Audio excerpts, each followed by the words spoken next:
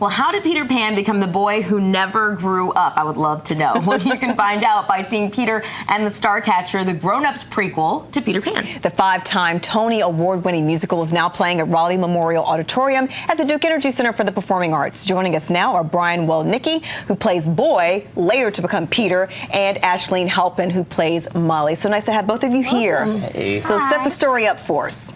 Great. Well, Peter and the Starcatcher is a prequel, or the word I like to use is an origin story of how Peter Pan became Peter Pan.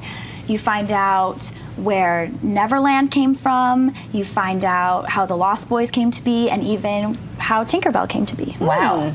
And Brian, you have a pretty large role in this. But it starts as Boy. So explain to us how we go from Boy and where that all leads us. Right, well, Peter, or Boy, like, he starts out as an orphan who doesn't really have a name. He's been orphaned too long to remember even what his name is or who his parents are.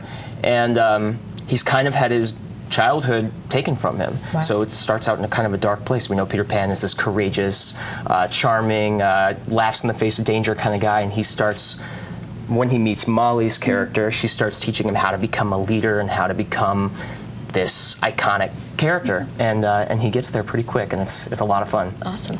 Ashley, you're surrounded by men. Yes. Tell us what that's like. Why is there only one woman in this cast?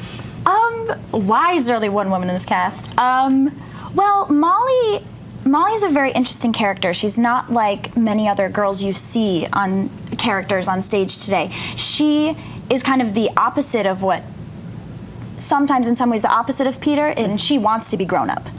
She does not want to be treated like a child. She does not want to be treated like a little girl. She wants to be a grown up. And in that way, Molly doesn't consider herself like a girl. She just wants to be the leader and order all the boys around. My kind of girl. Yeah, that's awesome. I love Molly. She is great. Yeah, and so being a part of the show with all of these boys, it's great. You're one of the guys, though. I mean, you are. You're like an honorary boy. I really am.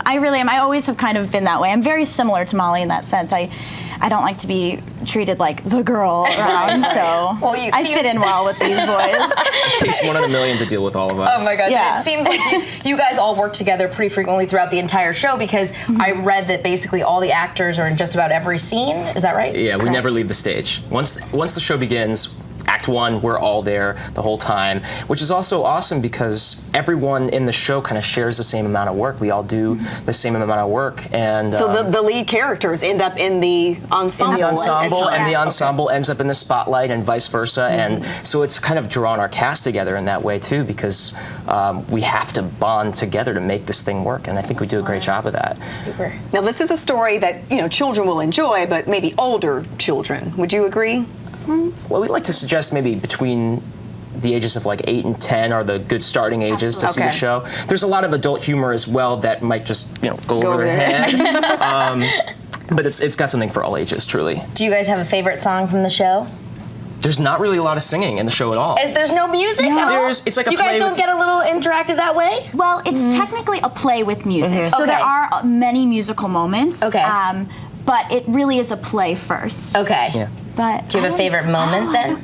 You're not the first person to ask me this. It's hard to pick just one. Which of our moments is your favorite moment of the show? I'm loving this moment. That's all about. I really love our trunk scene. Yeah, absolutely. In Act 2. I really love doing that scene with you. My favorite moment in the show is actually not even my own moment. It's how Captain Hook becomes Captain Hook. Because when we start the show, Captain Hook has both his hands, and he may lose one by the end. Wow. Well, this sounds like a very exciting show. Thank you guys so much for being here. Your characters, I'm sure, are fascinating, but I know your characters in person are just as fun. So cool. Thank you. You can catch Peter and the Starcatcher at Raleigh Memorial Auditorium at the Duke Energy Center for the Performing Arts now through March 15th.